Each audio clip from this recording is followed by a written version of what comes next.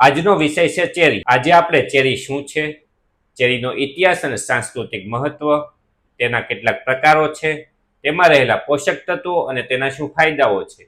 આ ઉપરાંત ચેરીનો ઉપયોગ આપણા આહારમાં કઈ રીતે કરી શકીએ અને કેવા લોકોએ ચેરી ના ખાવી જોઈએ તેના વિશે જાણીશું। ચેરી શું છે? ચેરીનું ઝાડ હોય છે જેનો આકાર નાનો અને ગોળાકાર હોય છે, જેનો સ્વાદ ખૂબ જ મીઠો હોય છે અને જે દેખાવમાં લાલ કલરના જોવા મળે છે। ચેરીનો ઇતિહાસ અને સાંસ્કૃતિક મહત્વ શું છે? ચેરીનો મૂળ ઉદ્ભવ કાળા અને ક્રિસ્પિયન સમુદ્રની વચ્ચે આવેલા પ્રદેશોમાં થયો હતો, જેનો મૂળ છે રોમન અને ગ્રીક લોકોને જાય છે।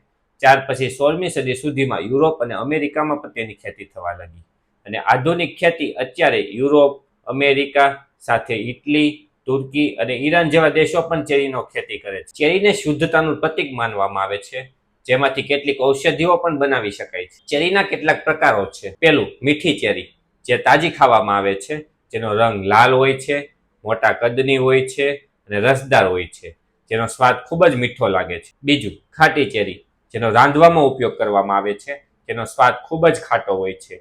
આ ઉપરાંત તેનું કદ મીઠી ચેરી કરતાં નાનું હોય છે। ત્રીજું, ડ્યુક ચેરી, જે મીઠી અને ખાટી હોય છે, જે મીઠી ચેરી અને ખાટી ચેરી વચ્ચેનું સંકરણ જાતિ છે। આ ઉપરાંત તેનો ઉપયોગ તાજા ખાવામાં અને રસોઈમાં કરવામાં આવે છે। ચોથું, જંગલી ચેરી, જે કુદરતી રીતે જંગલમાં ઉગે છે।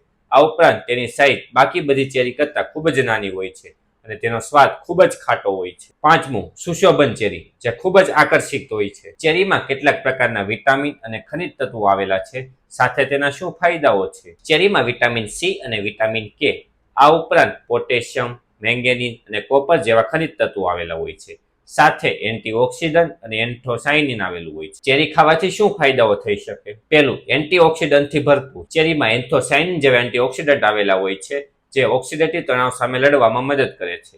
આ ઉપરાંત શરીરની બળતરાને ઘટાડે છે। બીજું, બળતરા વિરોધી ગુણધર્મ ધરાવે છે, ચેરીમાં એન્ટીઓક્સિડન્ટ આવેલા હોય છે જે બળતરાને ઘટાડે છે, જેના કારણે સંધિવા અને સ્નાયુના દુખાવામાં ખૂબ જ મદદરૂપ છે। ત્રીજું, હૃદય સ્વાસ્થ્યને ટેકો આપે છે, ચેરીમાં પોટેશિયમ અને એન્ટીઓક્સિડન્ટ આવેલા હોય છે, જેમાં પોટેશિયમ બ્લડ પ્રેશરને નિયંત્રિત કરે છે। આ ઉપરાંત એન્ટીઓક્સિડન્ટ ખરાબ કોલેસ્ટ્રોલના સ્તરને ઓછું કરે છે। ચોથું, ઊંઘની ગુણવત્તા વધે છે, ચેરીમાં મેલાટોનિનનો કુદરતી સ્ત્રોત આવેલો હોય છે, જેના કારણે ઊંઘની ગુણવત્તામાં સુધારો થાય છે। પાંચમું, બ્લડ શુગરને નિયંત્રિત રાખવામાં મદદ કરે છે, ચેરીમાં મીઠાશ હોવા છતાં ગ્લાયકેમિક ઇન્ડેક્સ ઓછો છે, જેના કારણે બ્લડ શુગર નિયંત્રિતમાં રહે છે। છઠ્ઠું, રોગપ્રતિકારક શક્તિને વધારે છે, ચેરીમાં વિટામિન સી આવેલું હોય છે, જે રોગપ્રતિકારક શક્તિને મજબૂત બનાવે છે। આ ઉપરાંત શરીરને લાગતા ચેપ અને રોગોથી રક્ષણ આપે છે। સાતમું, મગજના સ્વાસ્થ્યને ટેકો આપે છે, ચેરીમાં એન્ટીઓક્સિડન્ટનું પ્રમાણ આવેલું હોય છે, જેના કારણે મગજના કોષોને થતા નુકસાનને અટકાવે છે। આ ઉપરાંત માનસિક રોગોના જોખમને ઓછું કરે છે। આઠમું, ત્વચાના સ્વાસ્થ્યને ટેકો આપે છે, ચેરીમાં રહેલું વિટામિન સી અને એન્ટીઓક્સિડન્ટ કોલેજનના ઉત્પાદનને પ્રોત્સાહન કરે છે, સાથે ત્વચાને સુંદર અને જુવાન બનાવે છે। 9, આંખના સ્વાસ્થ્યને ટેકો આપે છે, ચેરીમાં બીટા કેરોટીન અને વિટામિન આવેલા હોય છે, જેના કારણે સારી દ્રષ્ટિ માટે જવાબદાર છે।